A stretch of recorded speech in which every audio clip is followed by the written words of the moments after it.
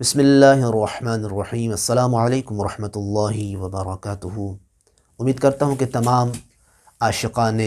توحید و عاشقان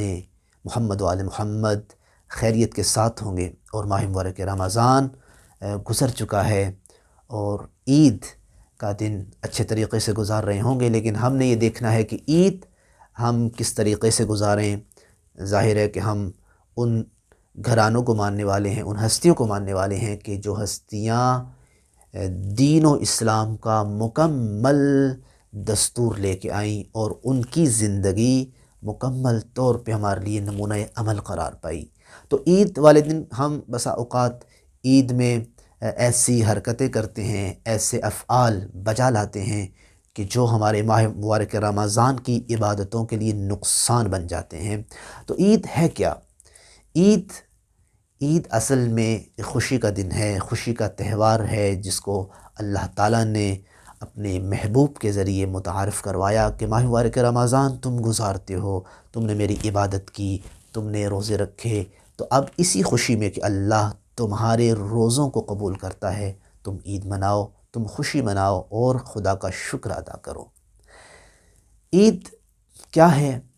سوید بن غفلہ کی روایت ہے، وہ کہتا ہے کہ میں عید والے دن حضرت امیر المؤمنین علی بن ابی طالب علیہ السلام کے محضر میں گیا، اور میں نے کیا دیکھا کہ مولا کے پاس گندم کی روٹی پڑی ہے، اور ایک طرف برتن میں دودھ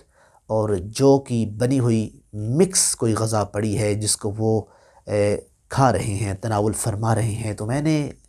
کہا کہ واہ مولا، کیا غذا کھا رہے ہیں؟ تو وہاں مولا نے ایک جملہ ارشاد فرمایا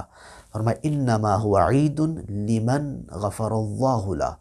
عید تو اس کی ہے جس کو اللہ بخش دے۔ اب یہاں اس روایت کے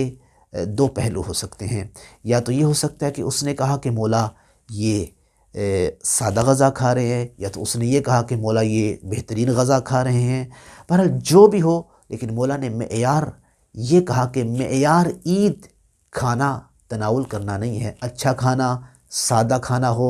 یہ معیار نہیں ہے کہ تم عید منا رہے ہو، بلکہ عید تو اس کی ہے کہ جس کو اللہ بخش دے۔ تو اسی وجہ سے ایک اور مقام پر حضرت امیر المؤمنین علی بن ابی طالب علیہ السلام نے ارشاد فرمایا کہ انما هو عید لمن قبل اللہ صیامہ وشکر قیامہ، فرمائے عید تو اسی انسان کی ہے کہ جس کے روزوں کو اللہ نے قبول کر دیا، جس کے قیام کو، جس کی عبادات کو اللہ نے قبول فرما لیا۔ اور پھر ایک اور مقام پہ میرے مولا نے ارشاد فرمایا کہ عید کیا ہے؟ کل یوم لا یعصی اللہ فی فہو عید،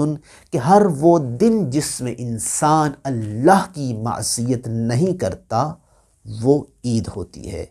تو لہٰذا اگر کوئی یہ کسوٹی اور کوئی یہ پیمانہ دیکھنا چاہتا ہے کہ کس کی عید ہے اور کس کی عید نہیں ہے، تو دیکھے جو گناہوں سے بچ جائے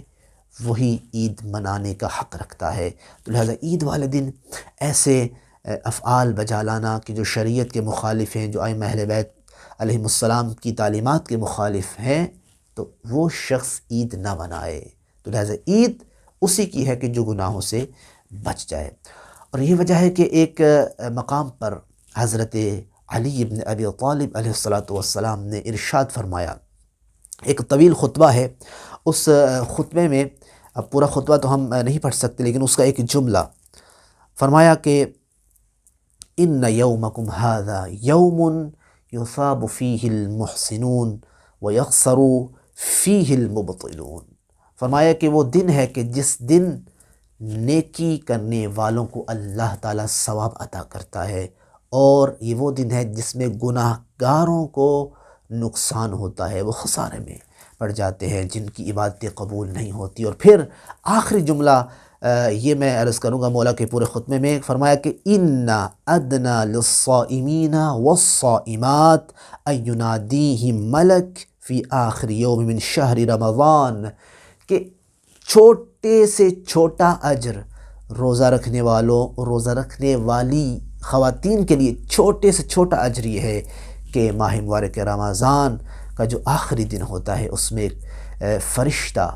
یہ ندا دیتا ہے کہ ابشروا عباد اللہ کہ اللہ کے بندوں کو خوشخبری دے دو